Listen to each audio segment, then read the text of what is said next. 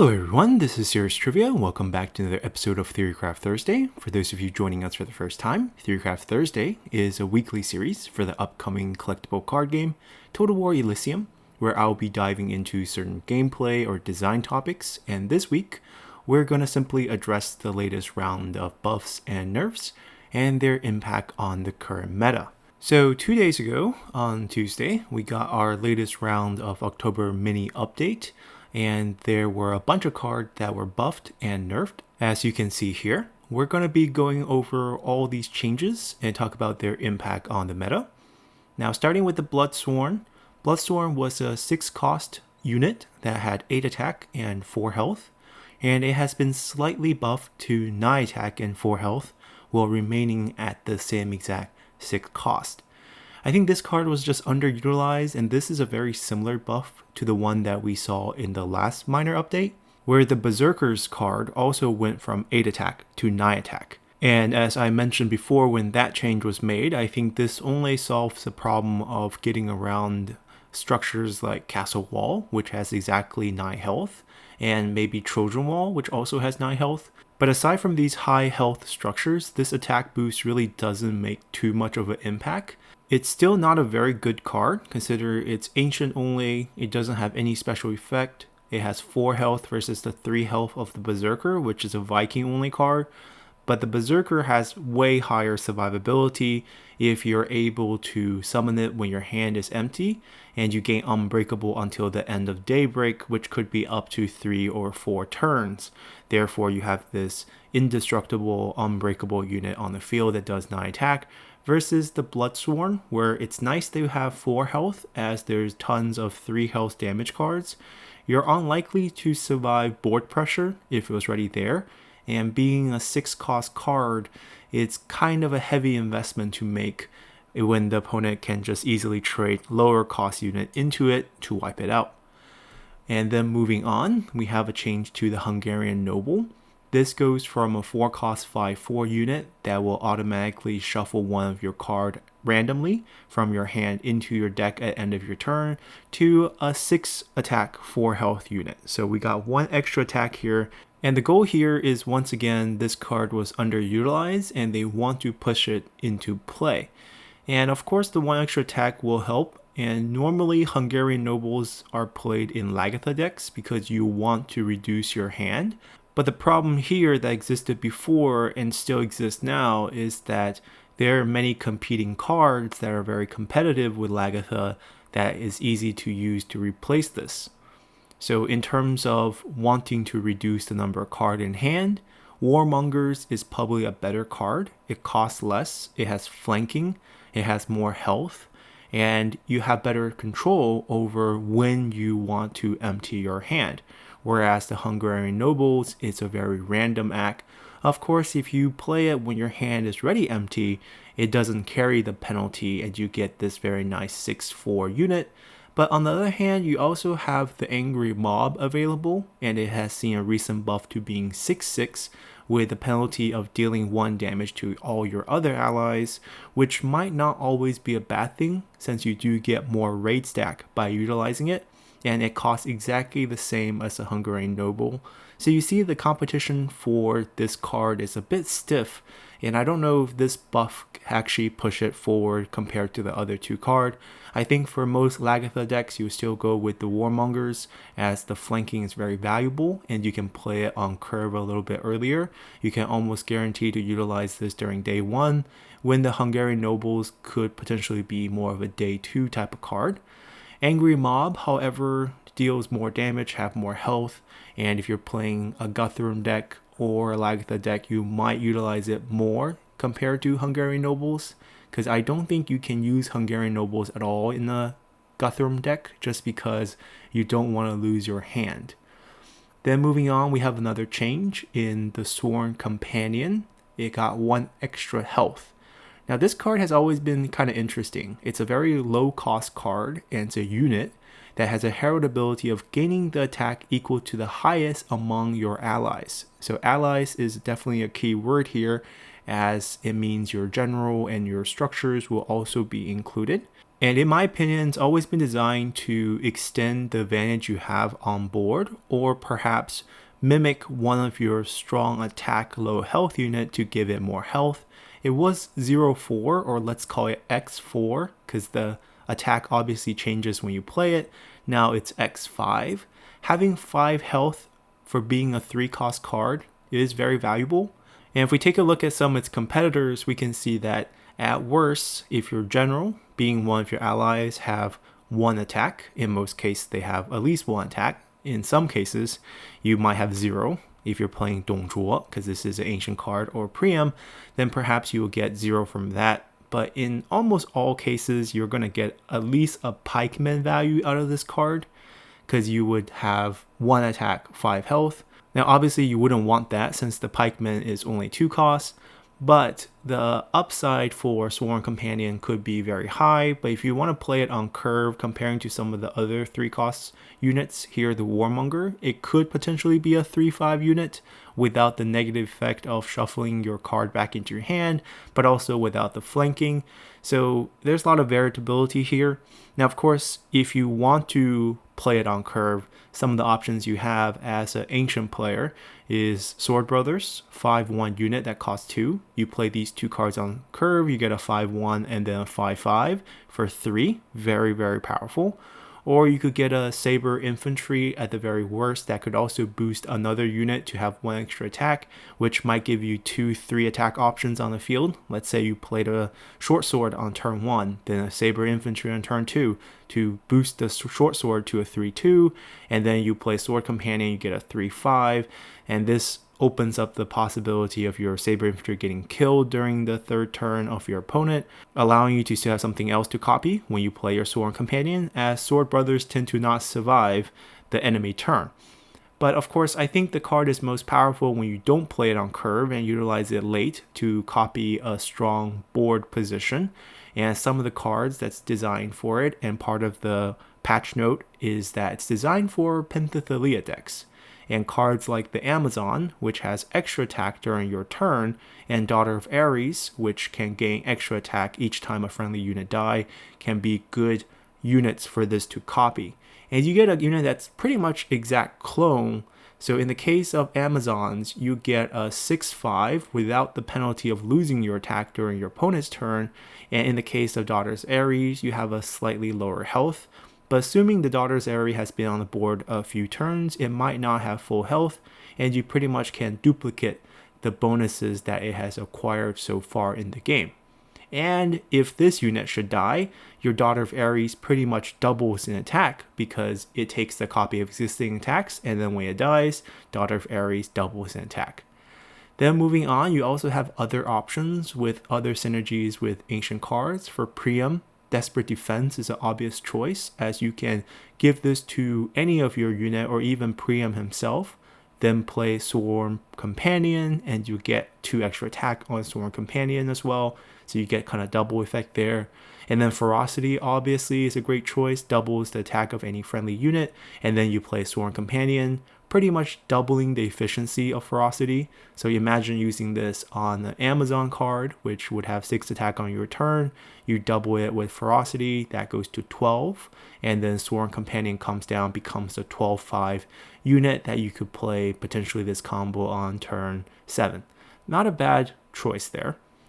And then moving on, we have a series of buff to King Priam, namely through his children. Cassandra is going up to 1 attack, 2 health from 0 attack, 2 health. Not a big change. It does increase her survivability and trade option a little bit. You tend to play her on the back row, and having 0 attack kind of make her an easy target from enemy flanking unit. This at least punish the enemy a little bit, and if you do give her the Desperate Defense buff, she will be a 3-4, which is much more respectable. Then Deiphobus also got a bonus of 1 extra health. This will definitely help. I mean, none of this will really punish. All these sons and daughters are very strong given their 1 cost for a lot of stats. So this is just a little extra bonus on top. And then finally, you have Troilus, which now has 3 attack, which is totally fine. I think if you want to buff him, you don't want to buff his health, as you want to have him still trigger his shatter effect. And now we don't affect that, and gives him a little bit of extra trade value back on the opponent by having 3 attack. You might even leave him alone in the front line, give him desperate defense. He's now a 5/4 that trades really well into whatever your opponent have that wants to touch your King Priam. So very good bonuses. King Priam, they said, was very weak in performance. I tend to like him quite a bit. I feel like Troy has a bunch of good cards, and if you don't pigeonhole King Priam into these combo structure decks, he still does fairly well. If you're trying to force combo structure decks, then your win rate definitely will suffer, and having his kids getting buffed is obviously nice. Then moving on, we have a nerf to Cao Cao as his health goes down from 25 to 22. This is the same exact nerf we saw to Agamemnon in the last update, and deservingly so, as these two are the only two generals in the game that has some sort of consistent healing. In the case of Agamemnon, all you need is to have a fireplace, and then you can shift him between lanes every turn for at least 2 heal. And Cao Cao's case is as long as you can move any ally forward on your turn, you get a heal 1. So both of their real health is much higher than their previous 25, and even with this nerf, they are still very healthy generals. In the case of Cao Cao, you can still heal back up after you lost your last gasp. Obviously, last gasp is gone forever, but you could easily passively heal back up. Still very strong. Effective health is still very high. Losing these 3 health does hurt, especially in the early game, since you are essentially shaving off a turn or 2 from your previous last gasp situation if you're facing off against an aggro deck. So we might see a small decline in win rate, but Cao Cao decks are highly flexible. I still think it'll be a very competitive choice. Like Agamemnon's nerf, well, very deserved, I don't think hurt him at all. I still play him and still think he's one of the best generals in the game. Now, moving on, the stat tend to disagree with me there, as one of the reasons why we see this huge nerf to hit and run, which is Guthrum's signature card, is that it's been reported that Guthrum, among highly ranked players, tend to have extremely high win rate, which is not surprising. Guthrum has some very nice mechanics in that you can boost target ally attack for 1 cost, return them to your hand during daybreak, and once you hit conversion, they get a shield as well. Now, conversion is not changed, so hit and run now costs 2, but if Guthrum gets hit to last gasp and he activates conversion, conversion still costs 1. But the hit and run nerf here is actually very heavy, because now you can't consistently boost a lot of units, especially on curve, because now this costs 2. It's gonna hurt the win rate, I believe. And I didn't think Guthrum win rates are universally high. He has tons of high value cards, but you pretty much had to play 1 or 2 decks for high win rate for Guthrum. A lot of them involve shield units. This was not the main component of it, although this definitely contributed to the high win rate. But now, because of this nerf, I think a lot less Guthrum decks in general are viable.